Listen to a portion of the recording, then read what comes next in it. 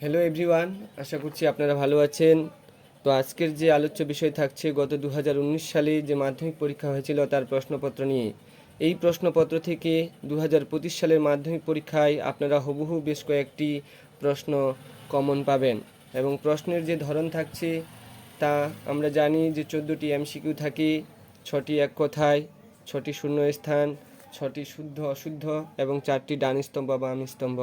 এরকমভাবে মিলিয়ে 1 নম্বরের 36টা প্রশ্ন থাকে, অর্থাৎ 36 নাম্বার, এবং 2 নম্বরের 6টা থেকে 6 দুনা 12, 3 নম্বরের 4টা থেকে 3 4-এ 12 এবং প্রাকৃতিক ভূগোল থেকে থাকে 4টা প্রশ্ন, 5 দুনা 10, 2টা উত্তর করতে হয়, এবং অর্থনৈতিক ভূগোল থেকে 4টা থেকে 2টা উত্তর করতে হয়, এবং বিভাগ চ 6 নম্বর দাগে আমাদের ম্যাপ পয়েন্টিং থাকে 10 থেকে 10 নাম্বার। তো আমি সঠিক উত্তর নির্বাচন থেকে আপনাদের আলোচনা শুরু করছি।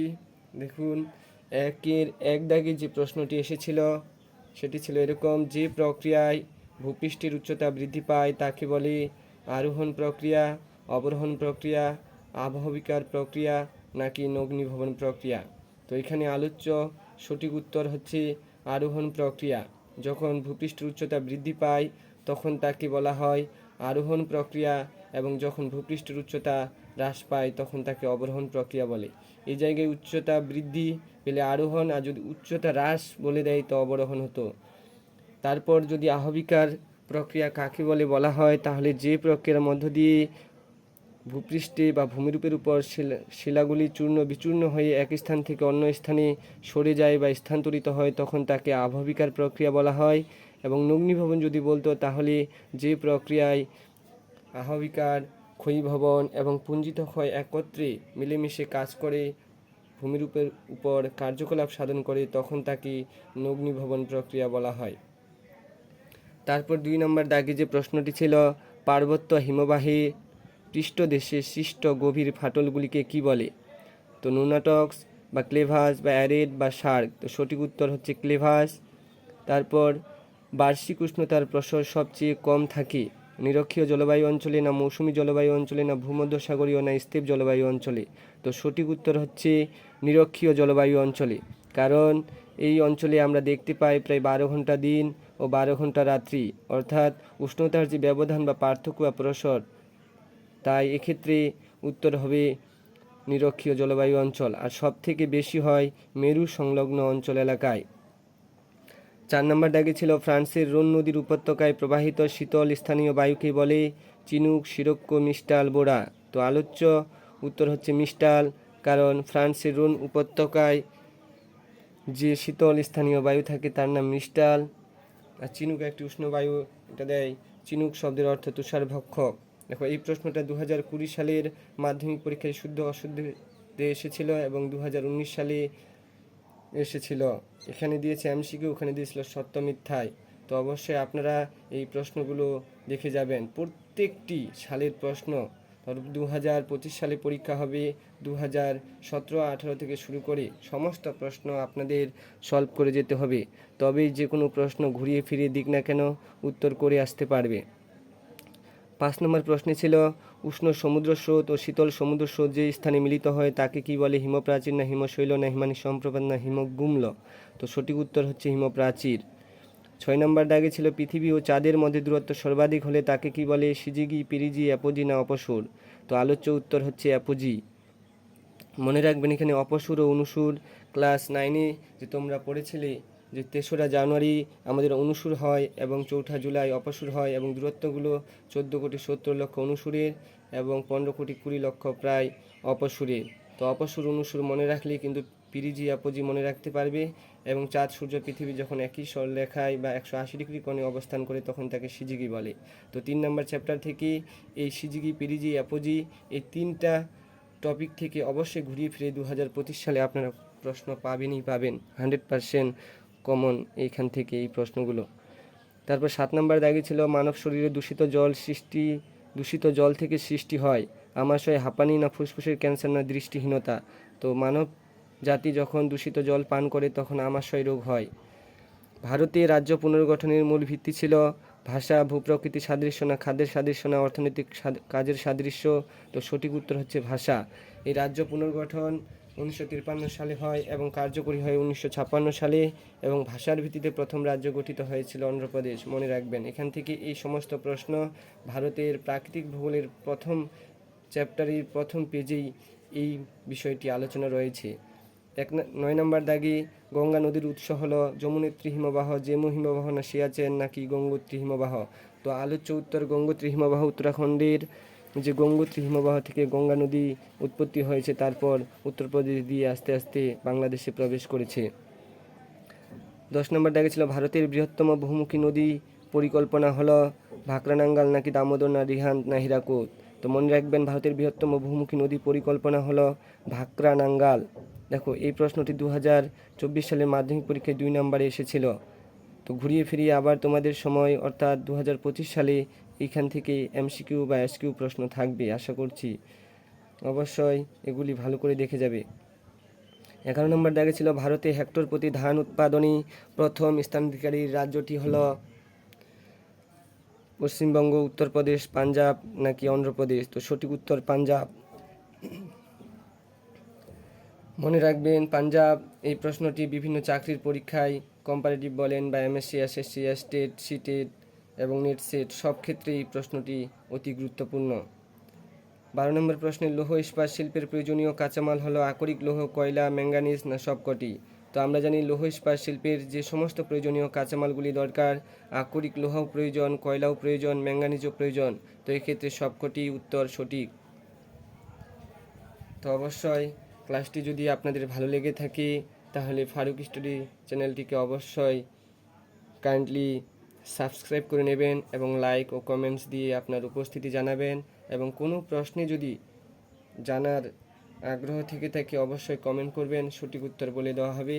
যদি কোনো কিছু ডাউট থাকে অবশ্যই জানাবেন। তো আশা করছি 100% সঠিক উত্তর বলা হচ্ছে। আপনারা ক্লাসটি মনোযোগ সহকারে দেখতে থাকুন। পরের পেজে কি বলা হয়েছে? 13 নম্বর দাগে যে 2011 খ্রিস্টাব্দের আদমশুমারি অনুসারে ভারতে মহানগরের সংখ্যা হলো 55টি, 53টি, 51টি, না 49টি? তো সঠিক উত্তর হচ্ছে 53টি। 2001 সালে ছিল 35টি, সংখ্যাটি উল্টে গেছে মনে রাখবেন। 2001 যদি উল্লেখ করে দেয় তাহলে 35টি হবে, 2011 সালে এসে সেই সংখ্যাটি উল্টে গিয়ে 53টি, অর্থাৎ 18টি যে মহানগর অর্থাৎ মেগাসিটি বেড়ে গেছে 18টি। তো 2001 সালে ছিল, 2011 সালে 53টি হয়। সংখ্যাটা উল্টাই দিবে মনে রাখবে। যদি 2001 উল্লেখ করে দেয়, অনেক সময় চালাকি করে, সেন্সাস অনুসারে দিয়ে দেয় 10 বছর অন্তর অন্তর সেন্সাস হয় ভারতে। তো 2021 সালে আমাদের করোনার জন্য হয়নি, তো 2011 আর 2001কে টার্গেট করবে। 53টি মনে রাখবে 2011 সালের সেন্সাস অনুসারে, এবং 2001 সালের সেন্সাস অনুসারে ছিল 35টি। তারপর 14 নম্বর শেষ প্রশ্নে এমসিকিউ বলা হয়েছে, মিলিয়ন সিটি ভূবৈচিত্র্য সূচক মানচিত্রের অক্ষাংশ ও দ্রাঘিমাগত বিস্তার হলো 15 মিনিট ইন্টু 15 মিনিট, না 30 মিনিট ইন্টু 30 মিনিট, নাকি 1 ডিগ্রি ইন্টু 1 ডিগ্রি, নাকি 4 ডিগ্রি ইন্টু 4 ডিগ্রি? তো সঠিক উত্তর হচ্ছে 4 ডিগ্রি ইন্টু 4 ডিগ্রি। এই 4টা অপশান থেকে আবার 2025 সালে তোমাদের প্রশ্ন থাকবে। তো দেখো, যদি 1:50 লাখ অর্থাৎ 50,000 যদি দেয় যে 50,000 মিলিয়ন সিটে ভূবৈচিত্র্য মানচিত্রের অক্ষাংশ দ্রাঘিমাগত বিস্তারগত, তখন কিন্তু 15 মিনিট ইন্টু 15 মিনিট হতো 50,000, অর্থাৎ 50,000 যদি এই জায়গায় থাকতো তাহলে 15 ইন্টু 15 হতো। যদি হাফ ইঞ্চি সিটে বলতো, হাফ ইঞ্চি সিটে, তাহলে 30 মিনিট ইন্টু 30 মিনিট হতো, এবং ডিগ্রি সিটে যদি বলতো তাহলে অর্থাৎ 0 ডিগ্রি বা ডিগ্রি সিটে, তাহলে 1 ডিগ্রি ইন্টু 1 ডিগ্রি উত্তর হতো। তো এই 4টা অপশান অতি গুরুত্বপূর্ণ তোমাদের জন্য। তোমরা অবশ্যই এই যে উপগ্রহ চিত্র 6 নম্বর চ্যাপ্টারটি রয়েছে এইগুলো ভালো করে দেখে নেবে। তারপর শুদ্ধ অশুদ্ধ, পাশে শুদ্ধ হলে পাশে সু লিখতে হবে এবং অশুদ্ধ হলে পাশে অ লিখতে হবে। তো সেক্ষেত্রে এগুলো প্রশ্নে যেটা সত্য সেটাতে সু লেখা হয়েছে, এবং যেটা মিথ্যা সেটাতে অ লেখা হয়েছে। দেখুন এবার কি বলা হয়েছে, অক্ষাংশের ভিত্তিতে হিমরেখার উচ্চতা পরিবর্তিত হয়ে থাকে। অবশ্যই যখন অক্ষাংশ পরিবর্তন হয় তার ক্ষেত্রে ততই উচ্চতা পরিবর্তন দেখা যায়, সেক্ষেত্রে এটি সত্য অর্থাৎ সু। 2 নম্বর দাগে বলা হয়েছে অ্যানিমোমিটার যন্ত্রের সাহায্যে বায়ুর গতিবেগ মাপা হয়? অবশ্যই, তাহলে এটিও শুদ্ধ। আমরা জানি বায়ুর চাপ বলয় যে রয়েছে 7টি চাপ বলয়, 4টি স্থায়ী উচ্চচাপ বলয় এবং 3টি নিম্নচাপ বলয়। বায়ুর চাপ কোন যন্ত্রের সাহায্যে মাপা হয়? ব্যারোমিটার। যে যন্ত্রের সাহায্যে বায়ুর চাপ মাপা হয় তাকে ব্যারোমিটার বলেছেন। ভূবিজ্ঞানী টরিসেলি 1643 সালে বায়ুমাপক যন্ত্রটি আবিষ্কার করেন। বায়ুর একক মিলিবার। বায়ুর গতিবেগ বলা হয়েছে অ্যানিমোমিটার। বায়ুর দিক হচ্ছে বাত পতাকা। বায়ুর উষ্ণতা হচ্ছে গরিষ্ঠ লঘিষ্ঠ থার্মোমিটার। তো বায়ুর চাপ বলয় থেকে আবার প্রশ্ন তোমরা 2025 সালে পাবে। এই প্রশ্নগুলি অবশ্যই নোট করে রাখবে। 3 নম্বর দেখে বলেছে নিরক্ষীয় অঞ্চলে সমুদ্র জলের লবণতা সর্বাধিক থাকে। অবশ্যই নিরক্ষীয় যে নিরক্ষরেখার মান 0 ডিগ্রি। নিরক্ষীয় অঞ্চল সংলগ্ন যতগুলো এলাকা রয়েছে সবগুলোতে সমুদ্রের লবণতাটা অবশ্যই বেশি থাকে, তো সেক্ষেত্রে এটি সত্য। ভারতের সর্বোচ্চ মালভূমি হলো ডেকান ট্রাপ। না, ভারতের সর্বোচ্চ মালভূমির নাম হচ্ছে জম্মু কাশ্মীরের লাদাখ। তো এক্ষেত্রে ডেকান ট্রাপ অর্থাৎ ভুল। ডেকান ট্রাপ কথার অর্থ দাক্ষিণাত্য সিঁড়ি। গঙ্গা সমভূমির প্রাচীন পলিগঠিত অঞ্চলকে ভাঙ্গর বলে। অবশ্যই, গঙ্গা সমভূমির বা গাঙ্গেয় সমভূমির বা উত্তর ভারতের যে প্রাচীন পলিগঠিত মাটি তার নাম ভাঙ্গর। তো এক্ষেত্রে এটা সত্য। যদি দিত গঙ্গা সমভূমির নবীন এই জায়গায়, তাহলে নবীন পলিযুক্ত মাটির নাম খাদার, এবং পাঞ্জাব সমভূমির নবীন পলিযুক্ত মাটিকে বলা হয় বেদ। এখান থেকে এই 3টা প্রশ্ন অবশ্যই ভালো করে নোট করে রাখবে। বিশাখাপত্তনম ভারতের একমাত্র শুল্কমুক্ত বন্দর?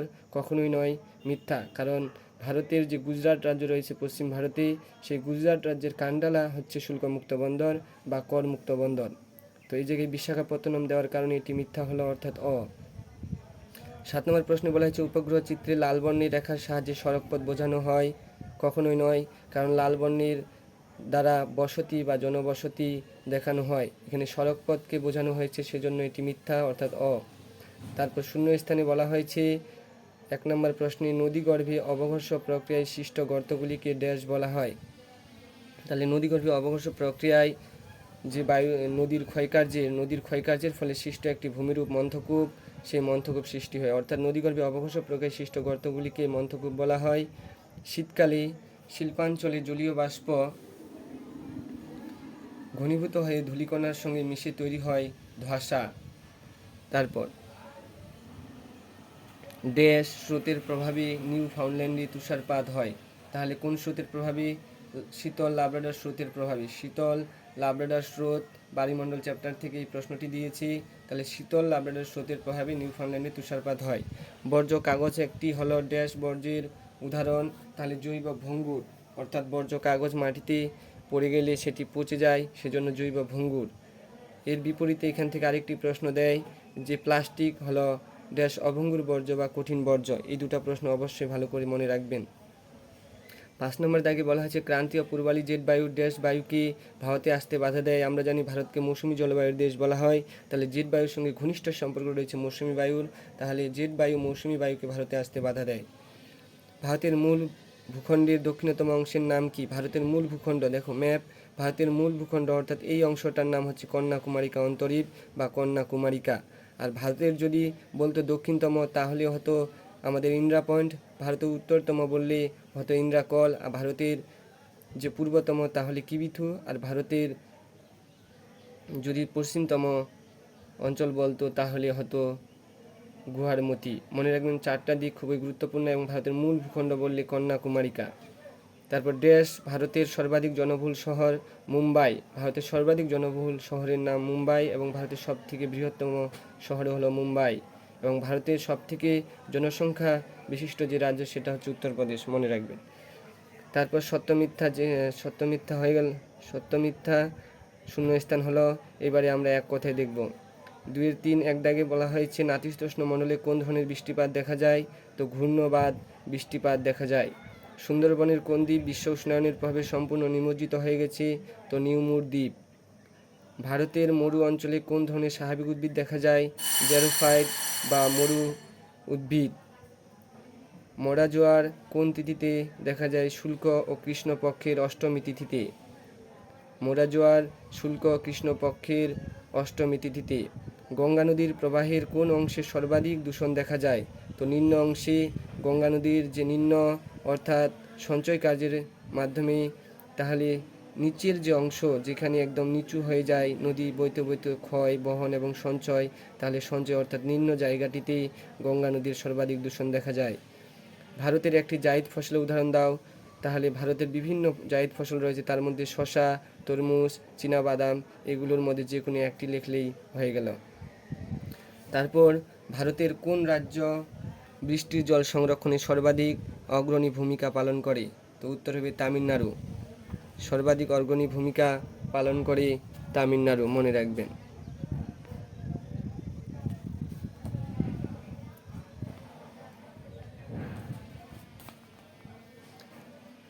তারপর ভারতের জরিপ সংস্থার প্রধান কার্যালয় কোথায় অবস্থিত? তো উত্তরাখণ্ডের রাজধানী দেরাদুনে অবস্থিত। তারপর বাম দিকের সাথে ডান দিক মেলাও। বাম দিক ডান দিক দেওয়া আছে, দেখুন। ওজোন গ্যাসের প্রাধান্য আমরা জানি বায়ুমণ্ডলের যে প্রায় 6টি স্তর রয়েছে, তার মধ্যে প্রথম স্তর ট্রোপোস্ফিয়ার, দ্বিতীয় স্তর স্ট্র্যাটোস্ফিয়ার। সেই স্ট্র্যাটোস্ফিয়ারের উপরে আমরা দেখতে পাই ওজোন গ্যাসের প্রাধান্য, তো উত্তর হবে স্ট্র্যাটোস্ফিয়ার। ইক্ষু গবেষণাগার কোথায় রয়েছে? উত্তরপ্রদেশের রাজধানী লখনৌতে অবস্থিত ইক্ষু গবেষণাগার ভারতের। তারপর বৃহত্তম মোটরগাড়ি নির্মাণ শিল্পকেন্দ্র হচ্ছে গুরগাঁও এবং কারিওয়া, এটা হলো আমাদের জম্মু কাশ্মীর। এই কারিওয়া মাটিতে আমাদের জাফরান যে মশলা সেটা চাষবাস হয় এবং এই মশলার অনেক দাম। তো এই কারিওয়া যে মাটি রয়েছে সেই মাটিতে জম্মু কাশ্মীরে জাফরান চাষ হয়। এই কারিওয়া বিষয়টি খুবই গুরুত্বপূর্ণ। এটি বিহার যে স্টেট রয়েছে সেখানে পরীক্ষায় এসেছিল 2024 সালে, এবং এই ধরনের প্রশ্নগুলি শুধু মাধ্যমিক পরীক্ষার জন্য নয়, ভারতবর্ষের যত সমস্ত পরীক্ষা হয় সব ক্ষেত্রেই এই প্রশ্নগুলি খুবই গুরুত্বপূর্ণ। তো অবশ্যই যারা মাধ্যমিক ছাত্রছাত্রী রয়েছে তোমরা অবশ্যই ভালো করে এই প্রশ্নগুলি দেখে যাবে এবং যতগুলি প্রিভিয়াস সালের প্রশ্ন রয়েছে অবশ্যই তোমরা সলভ করবে। তাহলে যে ধরনের প্রশ্নই আসুক না কেন তোমরা সমস্যার সম্মুখীন হবে না। এবারে পরের পেজে 2, 3, 5 কী এসেছিল একবার দেখে নাও। দেখো 2 নম্বরে 6টা প্রশ্ন এসেছিল, 6টাতেই অথবা থেকে, অর্থাৎ 12টা প্রশ্ন। 3 নম্বরের 8টা প্রশ্ন থাকে, প্রত্যেকটাতে অথবা। তারপর 5 নম্বরের 4টা প্রশ্ন থাকে, 2টা করতে হয়। তারপর অর্থনৈতিক ভূগোল থেকে 4টা আসবে, 2টা করতে হবে। তারপর বিভাগ চতে 10টাই থাকবে, ম্যাপ পয়েন্টিং মানচিত্র অঙ্কন 10টাই করতে হবে। একটা ছেড়ে দিলেই মানে 1 নম্বর কমে গেল। তো এই ছিল 2019 সালের মাধ্যমিক পরীক্ষার প্রশ্নপত্র। এই প্রশ্নপত্রের সাথে সাথে প্রিভিয়াসগুলো দেখে যাবে, অবশ্যই উপকৃত হবে। যদি ক্লাসটি ভালো লাগে তাহলে বন্ধুদের মাঝে বেশি বেশি করে শেয়ার করে দেবে এবং লাইক ও কমেন্ট দিয়ে আপনার উপস্থিতি জানাবেন। কোনো প্রশ্নে যদি ডাউট থাকে অবশ্যই কমেন্ট বক্সে কমেন্ট দিয়ে জানাবেন। বাই, ভালো থাকবেন।